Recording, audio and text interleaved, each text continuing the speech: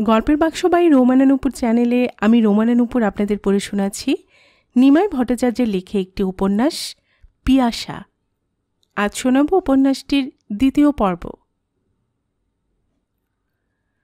সার্থকের মা বাবা কলকাতা চলে যাবার কয়েকদিন পরই বাবা আমাকে বললেন, দেখ ময়না, তুই যথেষ্ট বড় হয়েছিস, তাই তোকে কয়েকটা কথা বলতে চাই। আমি মার পাশে চুপ করে বসে থাকি। বাবা বলেন, প্রথম দিন থেকেই সার্থককে দেখে তার সঙ্গে কথাবার্তা বলে তোর মার খুবই ভালো লাগে। পরবর্তীকালে সার্থককে আমারও বেশ ভালো লাগে, কিন্তু তবুও ওর সঙ্গে তোর বিয়ের ব্যাপারে আমি বিন্দুমাত্র উৎসাহ দেখাইনি।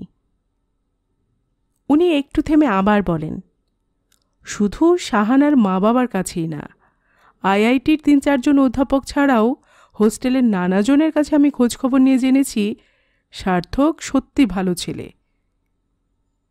বাবা আমার দিকে তাকিয়ে বলেন, এইসব জানার পরে আমি সার্থকের বাবা মাকে নেমন্তন্ন করি। ওরা তো তোকে পুত্রবধূ বলে ধরেই নিয়েছেন।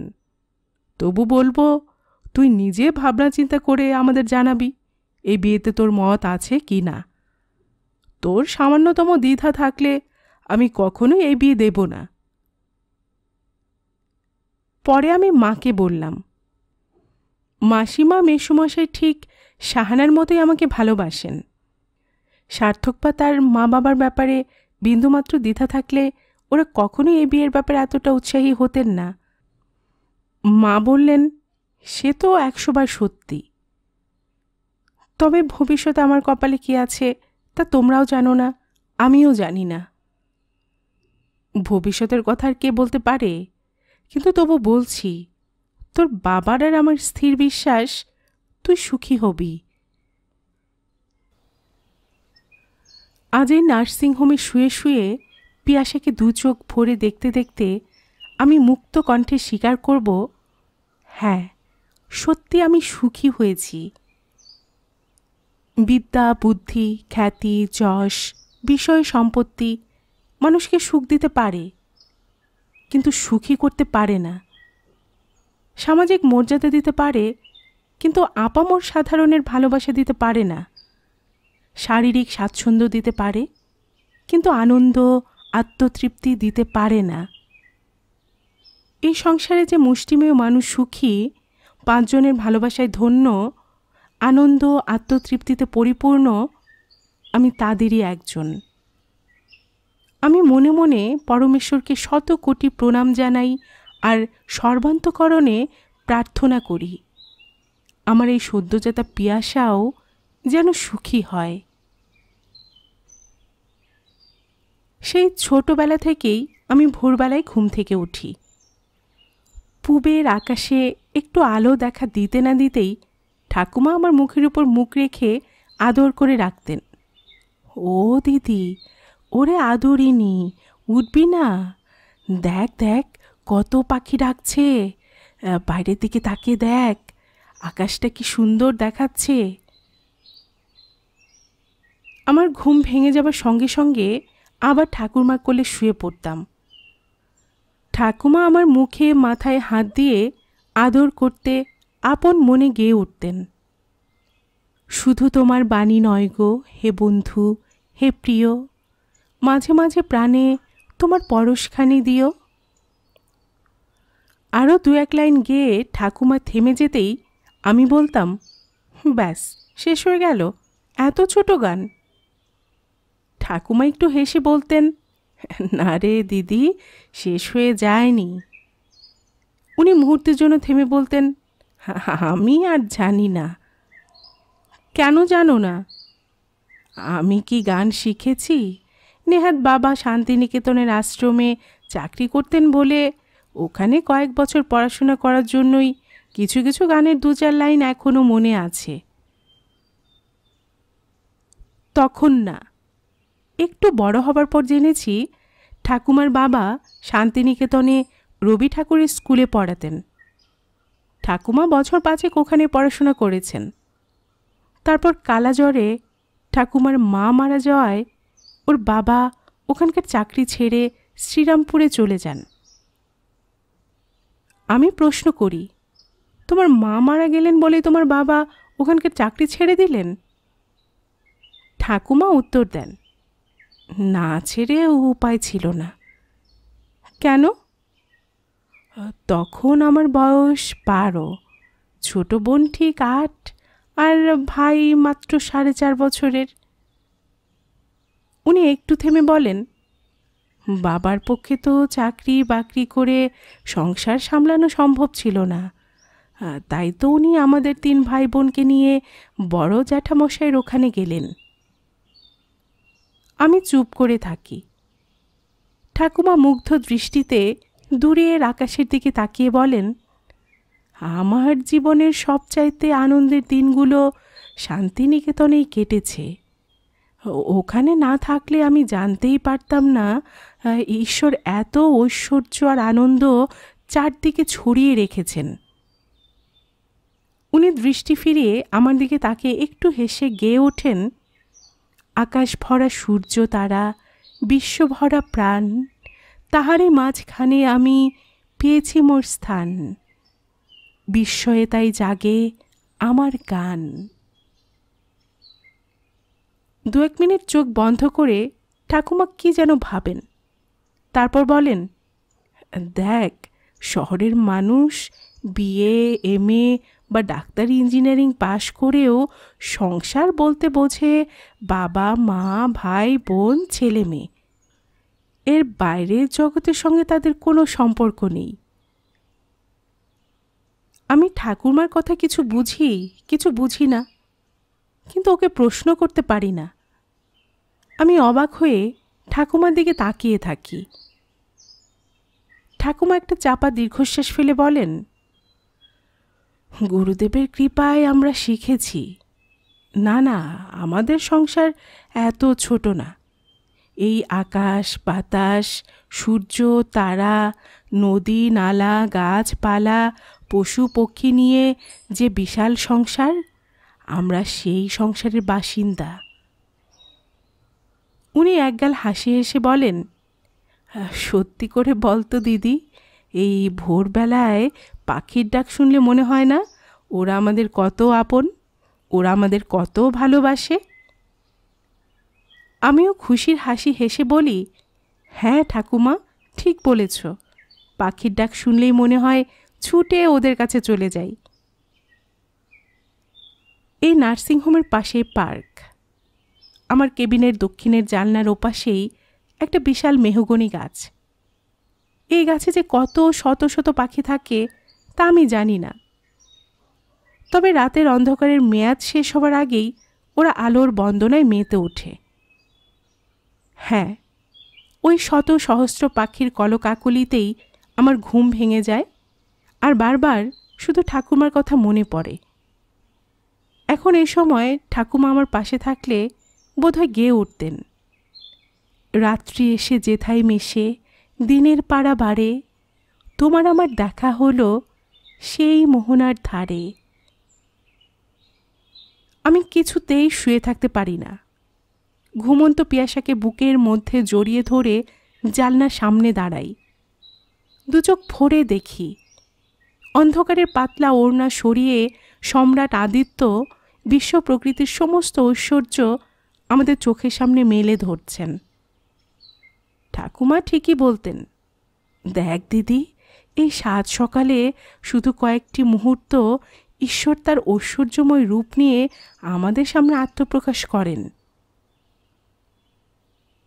আমি পিয়াসাকে আলতো করে একটা চুমু খেয়ে খুব চাপা গলায় বলি, তুমি একটু বড় হলে আমিও তোমাকে এই সময় গেয়ে শোনাবো, দাঁড়িয়ে আছো তুমি আমার গানের ওপারে।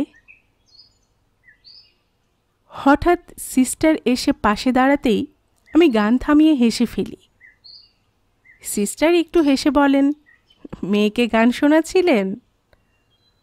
আমার ঠাকুমা এরকম ভোরবেলায় আমাকে কোলে নিয়ে রোজ গান শোনাতেন তো, তাই।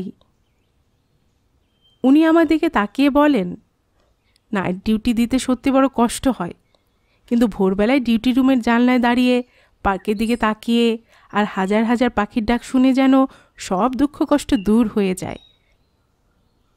আমি একটু হেসে বলি, হ্যাঁ ভাই, ঠিক বলেছেন। আমার নর্মাল ডেলিভারি হলেও 2-3টে স্টিচ করতে হয়েছে, তাই তো আমাকে 7-8 দিনে নার্সিংহোমে থাকতেই হবে। শুধু সার্থক না, আমার শ্বশুর শাশুড়িও আমাকে আর পিয়াসাকে বাড়ি নিয়ে যাবার জন্য পাগল হয়ে উঠেছেন। আগামীকাল রাজধানী এক্সপ্রেসে আমার বাবা মা দিল্লি থেকে এখানে এসে পৌঁছবেন। তারাও যে নাতনিকে প্রাণ ভরে আদর করার জন্য ছটফট করবেন সে বিষয়েও কোনো সন্দেহ নেই। আমিও বাড়ি ফেরার জন্য অত্যন্ত ব্যগ্র। দেখতে চাই পিয়াসার আমাকে নিয়ে সার্থক কি পাগলামি করে। তবু বলবো, নার্সিংহোমে থাকতে আমার খারাপ লাগছে না। সত্যি কথা বলতে কি, এখানে থাকতে আমার বেশ ভালোই লাগছে।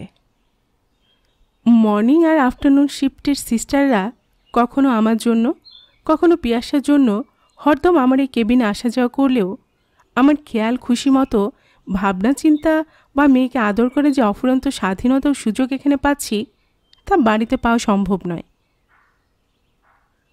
সংসারে প্রিয়জনদের খুশি করার জন্য আমাদের সবাইকে নিজেদের ইচ্ছা অনিচ্ছা বা স্বকীয়তা হারাতে না হলেও অন্তত আংশিকভাবে অপূর্ণ রাখতেই হয়। মাঝে মাঝেই পিয়াসাকে দেখতে দেখতে বিভোর হয়ে যাই। অবাক হয়ে ভাবি, এই মেয়েটা আমারই গর্ভে সৃষ্টি হয়েছে। সঙ্গে সঙ্গে মনে হয়, শুধু মানুষ কেন, সব জীব জন্তুই তো মাতৃগর্ভে জন্ম নেয়, কিন্তু সবাই কেন মা হতে পারে না? আবার কখনো পিয়াসার চোখ মুখ কান দেখতে দেখতে ছোট্ট ছোট্ট হাত পা নাড়াচাড়া করতে করতে ভাবি, কোন মহাশক্তিমান শিল্পী এত নিখুঁতভাবে ওকে আমার গর্ভের মধ্যে সৃষ্টি করলেন? কে কে এই শিল্পী? কে এই স্রষ্টা?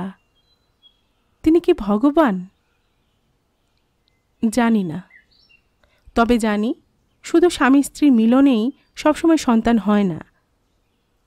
কোনো এক অদৃশ্য কারিগর কলকাঠি না নাড়লে বোধহয় মা হওয়া যায় না। পিয়াসাকে আমার বুকের দুধ খাওয়াতে খাওয়াতে সেই মহাশক্তিমান অদৃশ্য কারিগরকে মনে মনে শত সহস্র কোটি প্রণাম জানাই।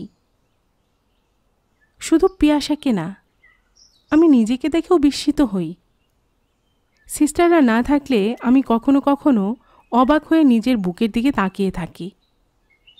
কদিন আগে পর্যন্ত যা ছিল পূর্ণ যৌবনের প্রতীক, দেহ সৌন্দর্যের অন্যতম আকর্ষণ, আজ তা আমার সন্তানের জীবন ধারণের একমাত্র উপকরণ। যে জাদুকর নিঃশব্দে আমার দেহে এই বিপ্লব ঘটালেন, তাকে কি বলে ধন্যবাদ জানাবো তাও আমি জানি না। নার্সিংহোমের এই কেবিনে শুয়ে বসে এইভাবে নিজের কথা ভাবতে ভাবতেও বেশ ভালো লাগছে। মর্নিং আর আফটারনুন শিফটে যে দুজন সিস্টার থাকেন তারা আমাদের পাশাপাশি 4টে কেবিনের দেখাশোনা করেন। 4টি কেবিনের মধ্যে 3টিতেই ডেলিভারি কেস। অন্য একটি কেবিনে একটি অল্প বয়সী মেয়ে গতকালই ভর্তি হয়েছে। বেচারি কলেজের সিঁড়ি থেকে পড়ে গিয়ে বেশ চোট পেয়েছে। ডান পায়ের একটা ফ্র্যাকচার ছাড়াও পেটে বেশ চোট লেগেছে। তবে বোধহয় সিরিয়াস না, কিন্তু তবুও অনেক পরীক্ষা নিরীক্ষা চলছে। পিয়াসা হবার পর 2 দিন এই কেবিনের মধ্যেই বন্দিনী ছিলাম। তারপর দিন থেকেই একটু আধটু পাশের কেবিনগুলোতে যাচ্ছি গল্পগুজব করার জন্য। আমার ঠিক পাশের কেবিনে মিসেস সরকার আছেন। পিয়াসা হবার দিনই মাঝরাত্রিরে তার দ্বিতীয় পুত্র সন্তান হয়েছে। ভদ্রমহিলার বয়স বেশি না, বড় জোর 34-35। উনি নিজেই হাসতে হাসতে বললেন, জানেন আমার বড় ছেলের বয়স কত? কত? 17 পূর্ণ হয়ে এই 18ই পড়েছে। বলেন কি? হ্যাঁ ভাই, আর বলবেন না লজ্জার কথা। উনি মুহূর্তের জন্য না থেমেই বলেন, কিন্তু ডাক্তাররা বললেন বাচ্চা না হলে আমার ক্যান্সার পর্যন্ত হতে পারে। আমি অবাক হয়ে বলি, বাচ্চা না হলে ক্যান্সার হবে কেন? মিসেস সরকার একটু থেমে বলেন, আমি যখন ক্লাস 10-এ পড়ি তখনই আমার বিয়ে হয়, আর ঠিক 1.5 বছর পর আমার ছেলে হয়। তখন আপনার বয়স কত? ঠিক 18। তারপর আর কোনো বাচ্চা হয়নি? উনি একটু হেসে বলেন, আমরা বাচ্চা হতে দেইনি। আমিও একটু হেসে বলি, আজকাল তো 12 আনা শিক্ষিত মানুষই অনেক হিসেব নিকেশ করে মা বাবা হয়। বেশি হিসেব করতে গিয়ে তো আমার সর্বনাশ হচ্ছিল। সর্বনাশ হচ্ছিল মানে? মিসেস সরকার একবার বুক ভরে নিঃশ্বাস নিয়ে বলেন, বছর 4 আগে হঠাৎ দেখলাম মাঝে মাঝে আমার ব্রেস্টে ব্যথা হচ্ছে, কিন্তু ভেবেছি ব্রা পরে শুয়েছি টুয়েছি বলে ব্যথা হচ্ছে, তাই বিশেষ গ্রাহ্য করিনি। আমি প্রায় অবাক হয়ে ওর কথা শুনি। বছরখানেক এরকম চলার পর দেখলাম প্রায় সবসময় আমার ব্রেস্টে ব্যথা হয়, কিন্তু তবু আমি কাউকে কিছু বলিনি। তারপর উনি আমার দিকে তাকিয়ে বলেন, বছর 1.5 আগে দেখলাম ব্রা পরা তো দূরের কথা, ব্লাউজ পরলেও ব্যথা লাগছে। কি কাণ্ড বলুন তো! তখন আমি আমার স্বামীকে না বলে পারলাম না। তারপর ডাক্তার দেখালেন? মিসেস সরকার একটু থেমে বলেন, 3-4 জন বড় বড় ডাক্তারই বললেন যখন ছেলে মেয়ে হবার সবচাইতে উপযুক্ত বয়স তখন আমরা সন্তান হতে দেইনি বলেই ব্রেস্টে ব্যথা হচ্ছে, আর এই ধরনের ব্যথা থেকে ব্রেস্ট ক্যান্সার হতে পারে। মাই গড! আমি মুহূর্তের জন্য থেমে জিজ্ঞাসা করি, তারপর বুঝি ট্রিটমেন্ট শুরু হলো? উনি চাপা হাসি হাসতে হাসতে বললেন, কোনো ডাক্তারই আমাকে একটা ট্যাবলেটও খেতে দিলেন না। ওরা সবাই বললেন চটপট প্রেগনেন্ট হবার ব্যবস্থা করুন। উনি হাসতে হাসতে কথাটা বললেও আমি বেশ উদ্বেগের সঙ্গে প্রশ্ন করি, কখনো কি আপনার ব্রেস্টে ব্যথা হয়? এবারও মিসেস সরকার হাসতে হাসতে বলেন, শুনলে অবাক হয়ে যাবেন, এ বাচ্চাটা পেটে আসার পর থেকেই আমার আর ব্যথা হয় না। উনি মুহূর্তের জন্য থেমে বলেন, আসল কথা কি জানেন ভাই, প্রকৃতির বিরুদ্ধে গেলেই অঘটন ঘটতে বাধ্য। মিসেস সরকারের পাশের কেবিনে যে ভদ্রমহিলা আছেন তার নাম অলকা কেজরিওয়াল। আমাদের পাশাপাশি 4টি কেবিনের শুধু ওর ভিজিটার্স সবচাইতে কম। কোনো দিনই 2-3 জনের বেশি আত্মীয় স্বজন অলকা বা ওর মেয়েকে দেখতে আসেন না। প্রথম 2-1 দিন ভেবেছি উনি বোধহয় বাইরে থেকে এসে এখানে ভর্তি হয়েছেন। আলাপ হবার পর জানলাম ওর শ্বশুরবাড়ি আর বাপের বাড়ি এই কলকাতাতেই। অলকা নিজে আমাকে বলেছিল, বাপের বাড়ির লোকজন বলতে শুধু আমার এক ভাই এখানে থাকে। আপনার বাবা মা? ওরা দুজনে মারা গিয়েছেন। উনি একটু থেমে বলেন, আমার দিদি আর ছোট ভাই দিল্লিতে থাকে। এবার আমি প্রশ্ন করি, শ্বশুরবাড়ির সবাই তো এখানে থাকেন? হ্যাঁ। অলকা একটা চাপা দীর্ঘশ্বাস ফেলে একটু ম্লান হাসি হেসে বলেন, পরপর 2টো মেয়ে হলো বলে শ্বশুরবাড়ির সবাই অত্যন্ত অসন্তুষ্ট। আমি একটু অবাক হয়ে প্রশ্ন করি, মেয়ে হয়েছে বলে আপনার উপর অসন্তুষ্ট? হ্যাঁ, আমার উপর অসন্তুষ্ট। ওরা কি ভাবেন আপনি ইচ্ছে করলে ছেলে হতো? ছেলে মেয়ে হওয়া কি আপনার আমার ইচ্ছা অনিচ্ছের উপর নির্ভর করে? অলকা আমার দিকে তাকিয়ে ম্লান হাসি হেসেই বলেন, আপনি ভাবতে পারবেন না আমাদের সমাজ কত যুগ পিছিয়ে আছে। আমার 3 ননদের বিয়েতে শ্বশুরমশাই যে 40-45 লাখ খরচ করেছেন, ছেলের বিয়ে দেবার সময় তার 12 আনাই আমার বাবার কাছ থেকে তুলে নিয়েছেন। বলেন কি? হ্যাঁ ভাই, ঠিকই বলছি। আমি মুহূর্তের জন্য চুপ করে থাকার পর বলি, আপনার স্বামী তো এই যুগের ছেলে, নিশ্চয়ই যথেষ্ট লেখাপড়া শিখেছেন, তবুও। আমাকে কথাটা শেষ করতে না দিয়ে উনি বলেন, আমার স্বামী চার্টার্ড অ্যাকাউন্টেন্ট। ক্লায়েন্টের পার্টিতে ড্রিঙ্ক করেন, মুরগি খান, হরদম দিল্লি যান প্লেনে, থাকেন 5 স্টার হোটেলে। কিন্তু বাড়িতে তিনি 16 আনা ভেজিটেরিয়ান আর মা বাবার একান্ত অনুগত পুত্র। কিন্তু তাই বলে উনি মাথা নেড়ে হাসতে হাসতে বলেন, আমাদের সমাজের ছেলেরা যতই লেখাপড়া শিখুক, বিয়ের সময় শ্বশুর বাড়ি থেকে 25, 30, 40 লাখ না পেলে তাদের বুঝি মান মর্যাদায় থাকে না। অলকা প্রায় না থেমেই বলেন, নিছক সম্পত্তির লোভে, টাকার লোভে আমাদের সমাজের ছেলেরা কখনই মা বাবার অবাধ্য হয় না, হতে পারে না। একটু চুপ করে থাকার পর জিজ্ঞেস করি, আপনার স্বামী রোজ আপনাকে আর মেয়েকে দেখতে আসেন? হ্যাঁ, উনি রোজই আসেন। শ্বশুর শাশুড়ি আসেন? শাশুড়ি একদিন এসেছিলেন, কিন্তু শ্বশুর এখনো পর্যন্ত আসেননি। ননদরা আসেন? আমার মেজ ননদ আর তার স্বামী প্রত্যেক দিন আসেন, কিন্তু অন্য দুজন আসেনি। আবার একটু চুপ করে থাকার পর জিজ্ঞেস করি, মেয়েকে নিয়ে বাড়ি ফিরে যাবার পর শ্বশুর শাশুড়ি খারাপ ব্যবহার করবেন না তো? অলকা একটু চাপা হাসি হেসে বলেন, না না, তা করবেন না। তবে ছেলের মা হতে পারলাম না বলে আত্মীয় স্বজনের কাছে আমার নিন্দার বন্যা বয়ে যাবে। ওর কথা শুনে দুঃখ পাই, কষ্ট হয়, কিন্তু কি বলবো তা ভেবে পাই না। 2-4 মিনিট চুপ করে থাকার পর প্রশ্ন করি, আপনার বড় মেয়েকে বাড়ির সবাই ভালোবাসেন? না না, সেদিকে বিন্দুমাত্র কোনো ত্রুটি নেই। শ্বশুর শাশুড়ি তো নাতনি বলতে অজ্ঞান। আর আপনার স্বামী? উনি একটু হেসে বলেন, ওর ধারণা আমাদের মেয়ের মতো সুন্দরী বুদ্ধিমতী মেয়ে পৃথিবীতে আর একটি আছে কিনা সন্দেহ। যাক, সেদিক দিয়ে আপনার কোনো দুঃখ নেই। না, তা নেই, কিন্তু আত্মীয় স্বজনের মধ্যে কারো ছেলে হবার খবর শুনলেই শাশুড়ি যেভাবে আমাকে অপমান করেন তা আপনি ভাবতে পারবেন না।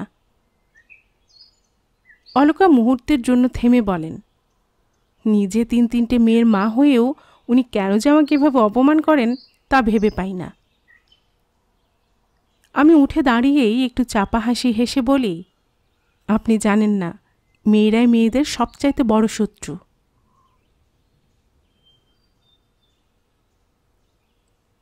একেবারে শেষের দিকের কেবিনে আছে শ্রীরূপা। ও যেদিন এই নার্সিংহোমে ভর্তি হয় সেদিন সন্ধ্যের পর আমি আর অলকা কয়েক মিনিটের জন্য ওকে দেখতে গিয়েছিলাম। তখন ওর পা প্লাস্টার করা হলেও পেটের ব্যথায় বড়ই কষ্ট পাচ্ছিল। আমরা থাকতে থাকতেই সিস্টার এসে ওকে কাম্পোজ ইঞ্জেকশন দিতেই ও আস্তে আস্তে ঘুমিয়ে পড়ল। দুপুরে আর রাত্রির দিকে আমি রোজই একবার ওর কেবিনে গিয়েছি। মামুলি 2-4টে কথা বলে চলে এসেছি, কিন্তু গতকাল দুপুরে পিয়াসাকে দুধ খাইয়ে ঘুম পাড়িয়ে দেবার পর ওর কেবিনে যেতেই ও একগাল হাসি হেসে বলল, আসুন মাসিমা, শুয়ে শুয়ে আপনার কথাই ভাবছিলাম। আমি একটু অবাক হয়ে একটু হেসে বলি, হঠাৎ আমার কথা ভাবছিলে কেন? আমার চোখের পর চোখ রেখে শ্রীরূপা চাপা হাসি হাসতে হাসতে বলল, আপনাকে একটু দেখলেই যেন আমার কষ্ট অর্ধেক কমে যায়। আমি হাসতে হাসতে বলি, তাই নাকি? হ্যাঁ মাসিমা, সত্যিই বলছি। ও মুহূর্তের জন্য থেমে বলে, আপনার এমন একটা মাধুর্য আছে যা আমি বলে বোঝাতে পারবো না। তাছাড়া আপনাকে দেখলেই মনে হয় আপনি মানুষকে প্রাণ দিয়ে ভালোবাসতে পারেন। আমি আবার হাসতে হাসতে বলি, আমার যে এত গুণ আছে তা তো জানতাম না। মাসিমা, আপনি যদি সত্যি সত্যি খুব ভালো না হতেন তাহলে কি আপনার স্বামী বা শ্বশুর শাশুড়ি আপনাকে নিয়ে এত মাতামাতি করতেন? কে বলল ওরা আমাকে নিয়ে মাতামাতি করেন? সব সিস্টাররাই তো আপনার প্রশংসায় পঞ্চমুখ। ওরা যখনই আসেন তখনই শুধু আপনার গল্প করেন। শ্রীরূপা একটু থেমে জিজ্ঞেস করে, পিয়াসা কি ঘুমোচ্ছে? ওকে দুধ খাইয়ে ঘুম পাড়িয়ে তো তোমার কাছে এলাম। তাহলে আপনাকে আমি সহজে ছাড়ছি না। এবার জিজ্ঞেস করি, শ্রীরূপা, তোমরা কোথায় থাকো? বারাসাতে। তুমি ওখানকার কলেজে পড়ো? না মাসিমা, আমি কলকাতায় সুরেন্দ্রনাথ কলেজে পড়ি। তাহলে তো তোমাকে বেশ কষ্ট করেই কলেজে যাওয়া আসা করতে হয়। ও একটু হেসে বলল, হ্যাঁ, তা একটু কষ্ট করতে হয় ঠিকই, কিন্তু আমরা একদল ছেলে মেয়ে একসঙ্গে যাওয়া আসা করি বলে সময়টা ভালোই কেটে যায়। শ্রীরূপা মুহূর্তের জন্য আমার দিকে তাকিয়েই দৃষ্টিটা গুটিয়ে নিয়ে বলে, সত্যি কথা বলতে কি, যতক্ষণ বাড়ির বাইরে থাকি ততক্ষণই ভালো থাকি, বাড়িতে থাকতে আমার একদম ভালো লাগে না। অন্যদের ব্যক্তিগত বা পারিবারিক ব্যাপারে আমার কোনো কৌতূহল না থাকলেও হঠাৎ জিভ ফসকে বেরিয়ে গেল, কেন? শ্রীরূপা বিন্দুমাত্র দ্বিধা না করে বলল, আমার বাবার মতো লোভী, অহংকারী, বদমেজাজি, চরিত্রহীন লোক আর আছে কিনা আমি জানি না। ওর কথা শুনে স্তম্ভিত হয়ে যাই। খুব সহজ সরলভাবে প্রশ্ন করি, তোমার বাবা কি করেন? Lawyer, criminal lawyer. ও একটু থেমে বলে, মা আমাদের 3 ভাই বোনকে নিয়ে বারাসাতে থাকলেও বাবা বসিরহাটে থেকে ওখানে প্র্যাকটিস করেন। 15-20 দিন অন্তর একবার বারাসাত ঘুরে যান। আমি চুপ করে থাকলেও শ্রীরূপা একবার নিঃশ্বাস নিয়ে বলে যায়, আমি ঠিক জানি না, তবে মনে হয় বসিরহাট সাব ডিভিশনে যত ডাকাতি, মার্ডার, রেপ, চোরাচালান হয় তা বোধহয় আর কোথাও হয় না। ক্রিমিনাল লয়ার হিসেবে খ্যাতি আছে বলে বাবা যে কিভাবে আয় করেন বা কিভাবে কত খারাপ কাজ করেন তা ভাবতে পারবেন না। আমি একটু হেসে বলি, যে উকিল মামলা জিততে পারেন তিনি নিশ্চয়ই বেশি টাকা নিতে পারেন, কিন্তু খারাপ কাজ করার তো সুযোগ নেই। মাসিমা, মামলা লড়ার জন্য দূর দূরান্তের গ্রাম থেকে নৌকায় করে বাবার কাছে দিন রাত্রির কত যে মেয়ে পুরুষ আসে তা ভাবতে পারবেন না। আমাদের বাড়িতেই ওরা থাকে, খায়।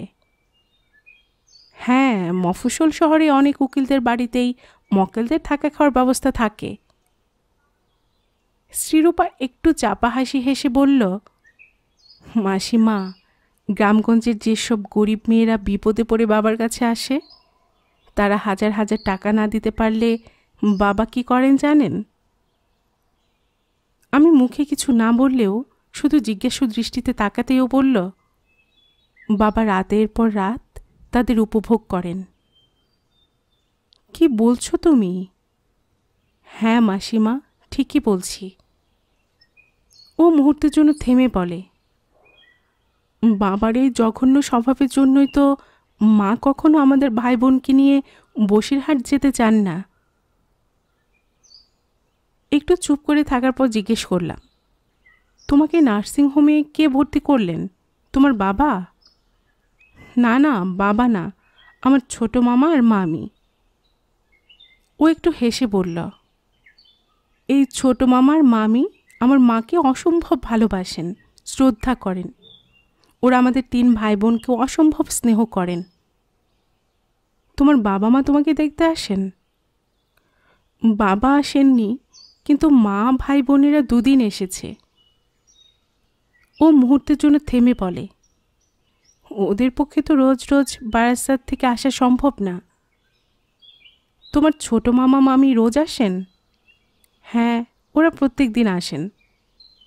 তোমার ছোট মামা কি করেন? উনি হংকং ব্যাংকের অফিসার।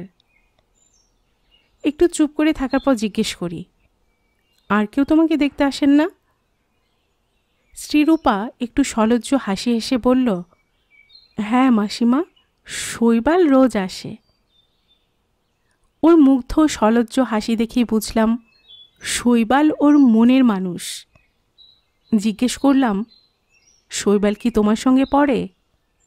না না মাসিমা, ও আমার চেয়ে বড়, যাদবপুরে ইলেকট্রনিক্স নিয়ে পড়ছে, সামনের বছরই ফাইনাল দেবে। তার মানে লেখাপড়ায় খুবই ভালো। শুধু লেখাপড়ায় না, ওর স্বভাব চরিত্র খুব ভালো। ও মুহূর্তের জন্য থেমে আমার দিকে তাকিয়ে বলল, মাসিমা, আমি শৈবালের সঙ্গে আপনার আলাপ করিয়ে দেব, ওকে আপনার নিশ্চয়ই ভালো লাগবে। আমি একটু হেসে বলি, হ্যাঁ হ্যাঁ, আলাপ করিয়ে দিও, অমন ছেলের সঙ্গে আলাপ হলে আমিও খুশি হব। একটু থেমে জিজ্ঞেস করি, শৈবালও কি বারাসাতে থাকে? না মাসিমা, ও সল্ট লেকে থাকে। তোমার সঙ্গে ওর আলাপ হলো কোথায়? শ্রীরূপা একবার নিঃশ্বাস নিয়ে বলল, বাবা কাজের ওছিলায় আমাদের নিয়ে কখনোই কোথাও বেড়াতে যান না। তবে ছুটি ছাটায় মা আমাদের নিয়ে কোথাও যেতে চাইলে বাবা টাকা করে দিতে দ্বিধা করেন না। তাই তো মা আমাদের ভাই বোনকে নিয়ে বছরে অন্তত 2 বার বাইরে কোথাও নিয়ে যান।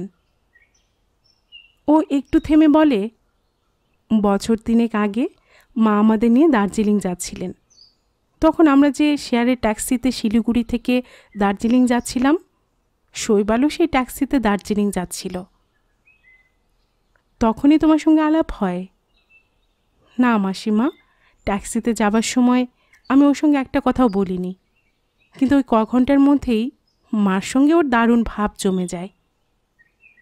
শ্রীরূপা মুহূর্তের জন্য থেমে বলে, শৈবালকে মার দারুণ ভালো লেগে যায়।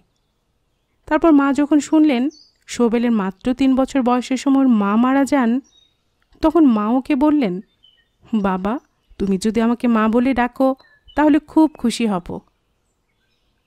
আমি একটু হেসে বলি, শৈবাল কি বলল? মাসিমা, আপনি ভাবতে পারবেন না মার কথা শুনে ও কি খুশি হয়েছিল। ও একগাল হাসি হেসে বলে, শৈবালের জন্য কি আনন্দে যে দিনগুলো কেটেছিল তা আপনাকে বলে বোঝাতে পারবো না। শৈবালের আর কোনো ভাই বোন আছে? হ্যাঁ, ওর এক দিদি আছে। এই তো 2 বছর হলো দিদির বিয়ে হয়েছে। ও একটু হেসে বলল, দিদিও আমার মাকে মা বলেই ডাকে। বিয়ের পর জামাইবাবুও মাকে মা বলেন। বাহ, খুব ভালো। আমি মুহূর্তের জন্য থেমে জিজ্ঞাসা করি, শৈবালের বাবা কি করেন? উনি টাটা স্টিলের মার্কেটিং ডিরেক্টর। তার মানে উনি খুবই বড় পোস্টে আছেন। শ্রীরূপা একটু হেসে বলে, মাসিমা, আমার বাবা যেমন অহংকারী, শৈবালের বাবা ঠিক তার বিপরীত। তাই নাকি? হ্যাঁ মাসিমা। ও একটু থেমে বলে, মেসোমশাই অফিস যাবার সময় পুরোদস্তুর সাহেব।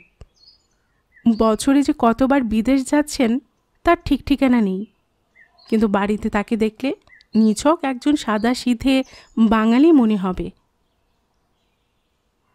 শ্রীরূপা, যারা সত্যিকারে শিক্ষিত তারা সবসময় এইরকমই সহজ সরল আড়ম্বরহীন হন। একটু চুপ করে থাকার পর জিজ্ঞেস করি, তোমার বাবার সঙ্গে শৈবালের পরিচয় হয়েছে? হ্যাঁ মাসিমা, হয়েছে।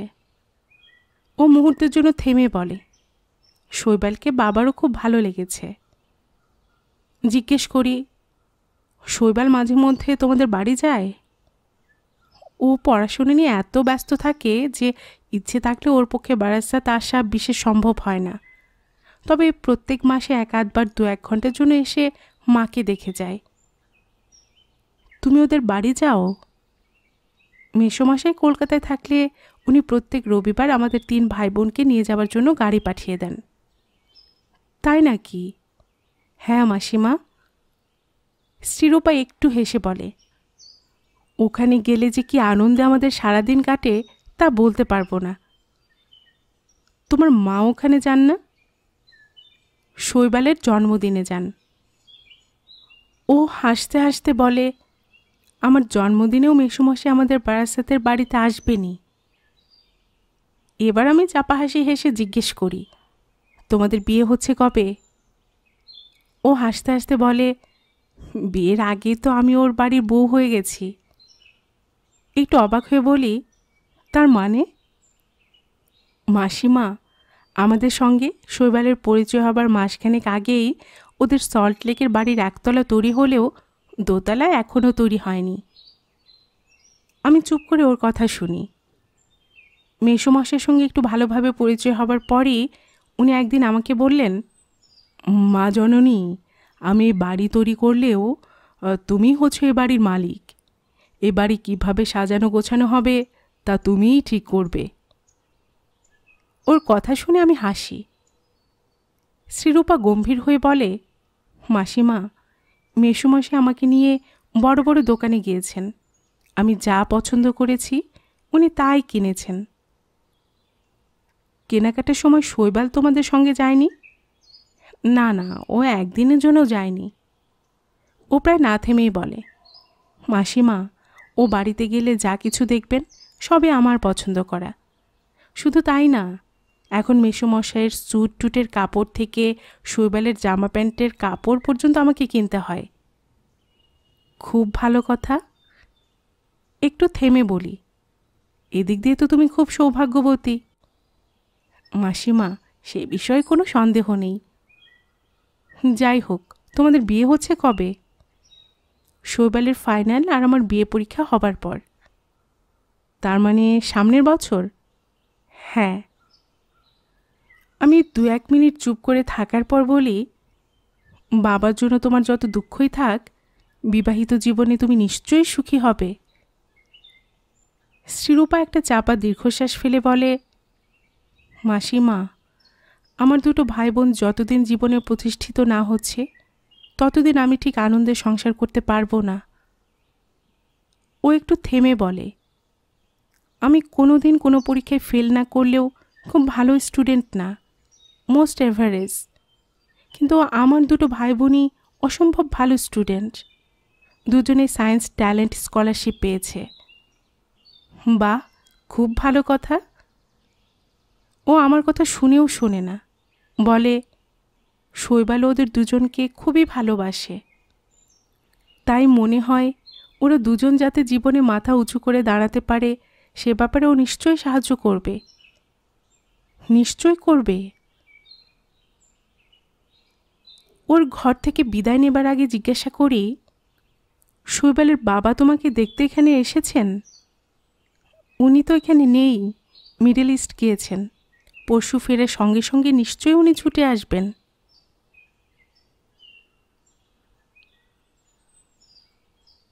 আমার নর্মাল ডেলিভারি হলেও কয়েকটা স্টিচ করতে হয়েছে, তাই আমাকে এই নার্সিংহোমে বেশ কদিন থাকতে হয়। প্রথমে যখন শুনি আমাকে 7-8 দিন এখানে থাকতে হবে, তখন মন খারাপ হয়েছিল, কিন্তু 5 জনের সঙ্গে মেলামেশার পর দিনগুলো বেশ কেটে যাচ্ছে। যেসব নার্সরা আমাদের কেবিনগুলো দেখাশোনা করেন তাদের মধ্যে মিনতিদি সবচাইতে বড়, বোধহয় 35-36 বছর বয়স হবে। একটু চাপা রং, কিন্তু চোখ মুখ ভারী সুন্দর, সব সময় মুখে হাসি। হাজার কাজের চাপ থাকলেও বিন্দুমাত্র বিরক্তি বা ক্লান্তি নেই। শত ব্যস্ততার মধ্যেও মাঝে মধ্যে আমাদের কেবিনে এসে বাচ্চাদের কোলে তুলে নিয়ে একটু আদর না করে থাকতে পারেন না। বলেন, এদের একবার বুকে জড়িয়ে ধরলে আমার সব ক্লান্তি চলে যায়। অন্য নার্সরাও মিনতিদিকে খুবই ভালোবাসে, শ্রদ্ধা করে। 2-3 জন তো খোলাখুলি আমাকে বলেছে, এখানকার চাইতে বেশি মাইনে চাকরি পেয়েছি, কিন্তু শুধু মিনতিদির জন্যই যেতে পারি না। উনি সব সময় আমাদের বলেন, নার্সের চাকরি করতে এসে শুধু টাকাটাই বড় কথা না, যেখানে নিরাপত্তা, সম্মান, মর্যাদা পাওয়া যাবে সেখানেই আমাদের চাকরি করা ভালো। ছায়া বলেছিল, আমাদের যে কোনো সমস্যা, ঝুট ঝামেলা হোক, সব মিনতিদি সামলে দেবেন। ও একটু থেমে একটু হেসে বলেছিল, আমাদের 2-1 জনের স্বামী বড্ড অসভ্য, রোজ রাত্রিরে বিরক্ত করে। মিনতিদির পরামর্শে আমরা তাদেরও সামলেছি। ওর কথা শুনে আমি হাসি। হাসছেন কি? মিনতিদি সত্যি আমাদের সব সমস্যার সমাধান করে দেন। ছায়া মুহূর্তের জন্য থেমে বলেছিল, হঠাৎ আমার ছোট বোনের বিয়ে ঠিক হয়, মহা বিপদে পড়লাম। মাসখানেকের মধ্যে যে কি করে সব করব তা ভেবে পাচ্ছিলাম না। কোনো গতি না দেখে শেষ পর্যন্ত মিনতিদিকে বলতেই উনি বউবাজারের নাদুবাবুর দোকান থেকে ধারে সব গহনার ব্যবস্থা করে দিলেন। আচ্ছা, মিনতিদি বিয়ে করেননি কেন? ভাই বোনদের লেখাপড়া শিখিয়ে বিয়ে থা দিতে দিতেই তো উনি শেষ হয়ে গেলেন, নিজের কথা ভাবার সময়ই পেলেন না। আমার সঙ্গে সব নার্সেরই যথেষ্ট হৃদ্যতা ও বন্ধুত্বের সম্পর্ক, তবে শিলা নাইট ডিউটি দেয় বলে ওর সঙ্গে গল্পগুজব করার সুযোগ হয়েছে বলেই বোধহয় আমাদের মধ্যে খুব সুন্দর প্রীতি ভালোবাসার সম্পর্ক গড়ে উঠেছে। শিলার বয়স বেশি না, বোধহয় 26-27 হবে। বেশ সুন্দর দোহারা গড়ন, চোখ দুটো ভারী সুন্দর, মাথায় এক রাশ কালো চুল, তাছাড়া বেশ ফর্সা, সব মিলিয়ে পরমা সুন্দরী। এর ওপর বেশ একটু ছটফটে আর কথায় কথায় হাসতে পারে। ওকে দেখলেই মনে মনে বলি, কত ছেলে যে তোমার প্রেমে হাবুডুবু খেয়েছে ও খাচ্ছে তার তো ঠিক ঠিকানা নেই। তবে একদিন ওকে বলেছিলাম, আমার কোনো ভাই বা দেওর থাকলে ঠিক তোমার সঙ্গে বিয়ে দিতাম। ও হাসতে হাসতে বলেছিল, আপনার ভাই বা দেওর নেই বলেই তো আমি বিয়ে করতে পারছি না। তারপর একদিন কথায় কথায় জানলাম ও গত বছর 2-1 ধরে রেগুলার নাইট ডিউটি দেয়। জিজ্ঞেস করলাম, তুমি শুধু নাইট ডিউটি দাও কেন, কষ্ট হয় না? শিলা হাসতে হাসতে বলেছিল, নাইট ডিউটি দিতে কষ্ট হবে কেন, বরং অন্য ডিউটির চাইতে নাইট ডিউটি দিতেই ভালো লাগে। ও মুহূর্তের জন্য থেমে বলেছিল, অন্য সবার ঘর সংসার আছে, আমার তো সব ঝামেলা নেই। 2-4 দিন পর ওর কি একটা কথায় আমার সন্দেহ হলো। বিশেষ কোনো কারণেই শিলা নাইট ডিউটি দেয়। বললাম, শিলা, তুমি বোধহয় আমাকে বিশ্বাসও করো না, ভালোবাসো না, তাই না? না না দিদি, তা বলবেন না, আমি সত্যি আপনাকে ভালোবাসি, বিশ্বাসও করি। তাহলে সত্যি করে বলো তো, তুমি কেন মাসের পর মাস নাইট ডিউটি দাও? শিলা কিছুক্ষণ চুপ করে দাঁড়িয়ে রইল। আবছা আলোয় দেখলাম ওর চোখ থেকে কয়েক ফোঁটা জল গড়িয়ে পড়ল। তারপর খুব আস্তে আস্তে বলল, দিদি, আমি রাত্রে একলা একটা শুতে পারি না। ওই বিছানায় শুলেই সে সর্বনাশা রাতের কথা মনে হয়।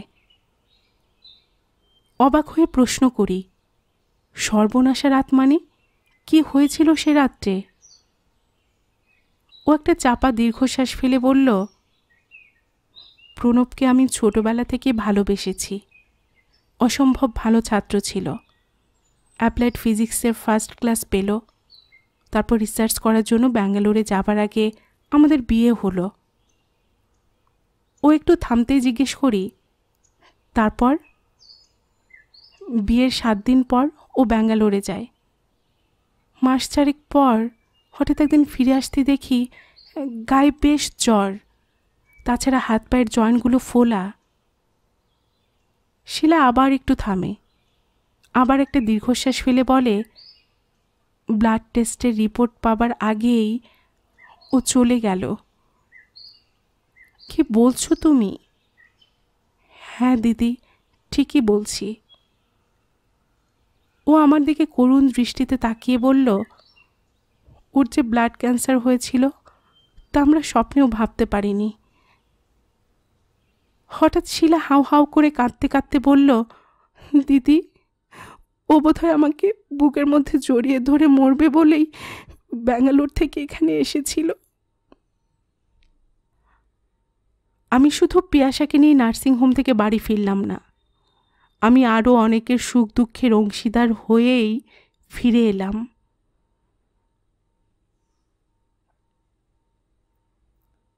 গল্পের বাক্স বাই রোমানা নূপুর এই চ্যানেলে আমি রোমানা নূপুর এতক্ষণ আপনাদের পড়ে শোনাচ্ছিলাম নিমাই ভট্টাচার্যের লেখে একটি উপন্যাস পিয়াসা এর 2য় পর্ব। এরপরে আসছে 3য় পর্ব। আপনারা যারা এই চ্যানেলের গল্প নতুন শুনছেন, আপনাদের সুবিধার্থে একটি বিনীত অনুরোধ, যদি আপনারা আরও এমন গল্প উপন্যাস শুনতে চান তবে নিচে লাল সাবস্ক্রাইব বাটনে একটি ক্লিক করে রাখুন ও একটি লাইক করে রাখুন। এতে এই চ্যানেলের ভিডিওগুলি খুঁজে পেতে আপনাদের সুবিধা হবে। আর পাশে থাকা ঘন্টা বাটনটি চেপে রাখুন যাতে নতুন কোনো গল্প দেওয়ার সাথে সাথেই আপনাদের কাছে নোটিফিকেশন চলে যায়। সবসময় সবাই খুব ভালো থাকুন, সুস্থ থাকুন ও আনন্দে থাকুন, এই প্রার্থনা রইল।